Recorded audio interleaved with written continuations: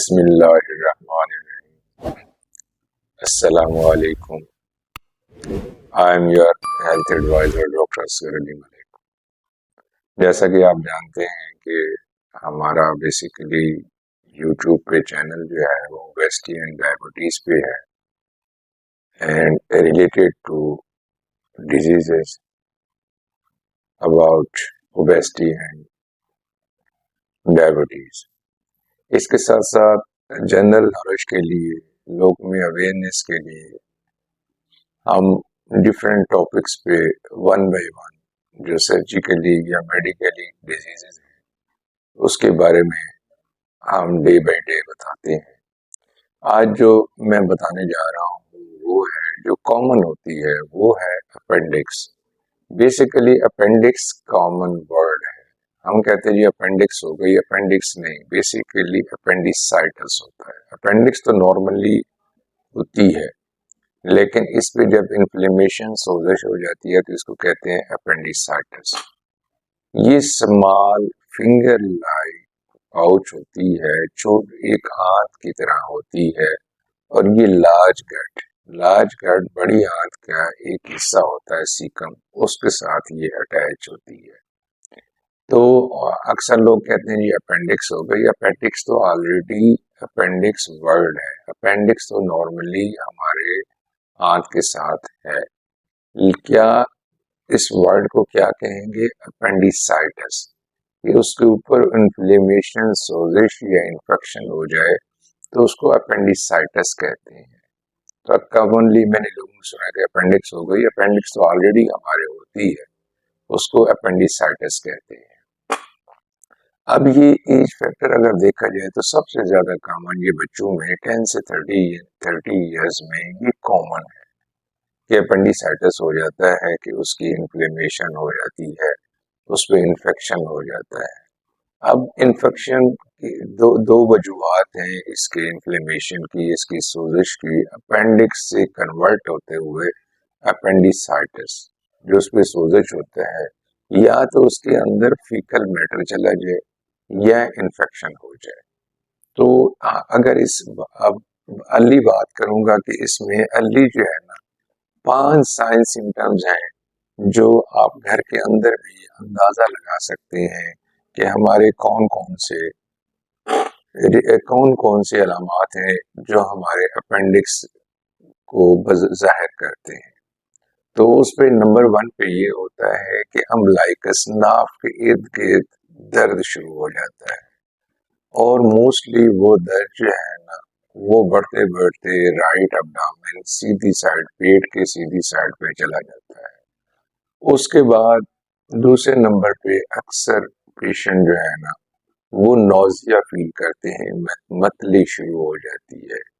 मतली के साथ साथ जैसे दिन बढ़ते जाते हैं तो वॉमिटिंग, उससे अगले दिन वॉमिटिंग स्टार्ट हो जाती है या सेम डे, डिपेंड करता है इन्फेक्शन पे। तो उसके साथ वॉमिटिंग शुरू हो जाती है। वॉमिटिंग के साथ साथ भूख का लगना कम हो जाता है, भूख का लगना हमारे कम हो जाता है, और साथ साथ लो ग्रेड फीवर, हल्का हल्का सा बुखार रहना शुरू हो जाता है।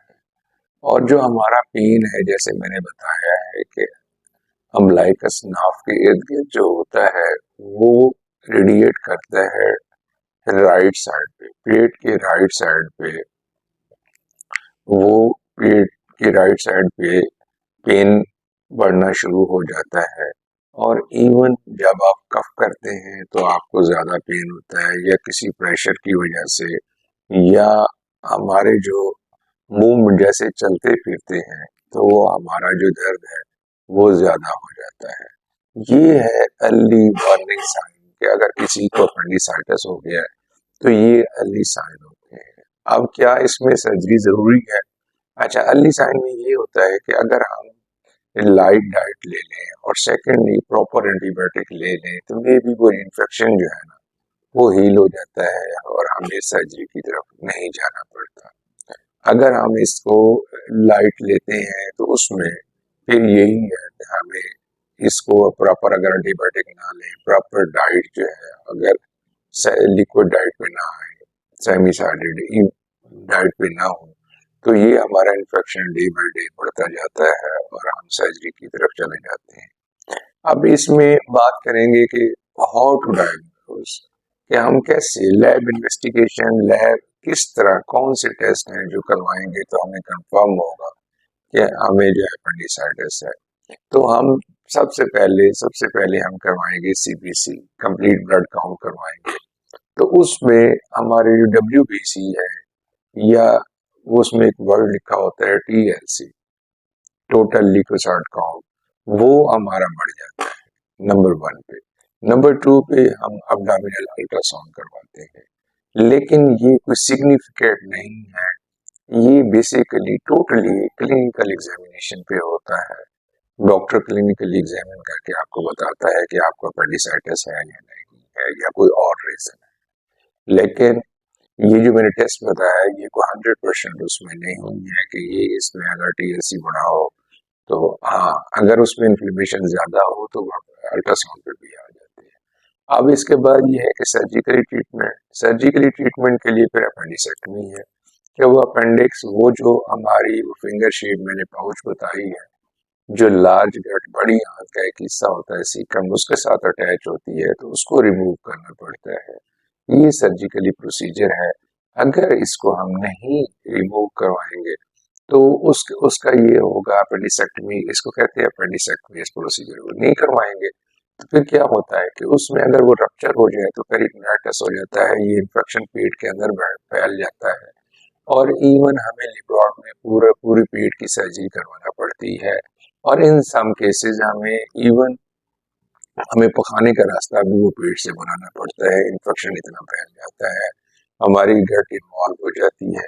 तो इसलिए अर्ली साइन जैसे भी हो तो आप एंटीबायोटिक या नियर बाई डॉक्टर से कंसल्ट करें।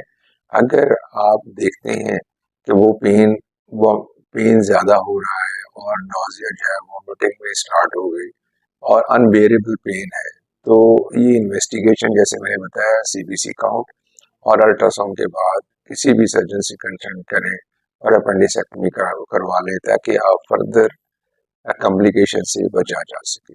तो ये था जनरल नॉलेज के लिए आपके लिए कि अपेंडिसाइटिस क्या होता है। अपेंडिक्स वर्ड नहीं होता, अपेंडिसाइटिस। जब इस पे इन्फ्लेमेशन या इन्फेक्शन हो जाता है, सोजश हो जाती है, तो इसको अपेंडिसाइटिस कहते हैं। तो ये था उसके बारे में ब्रीफ डिटेल।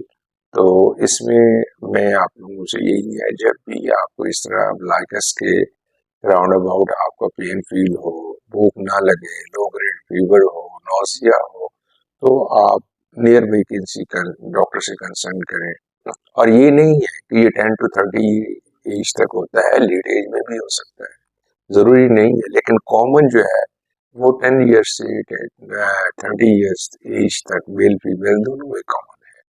तो बहुत सारा ख्याल रखिएगा। Thank you very much. अल्लाह हाफिज़।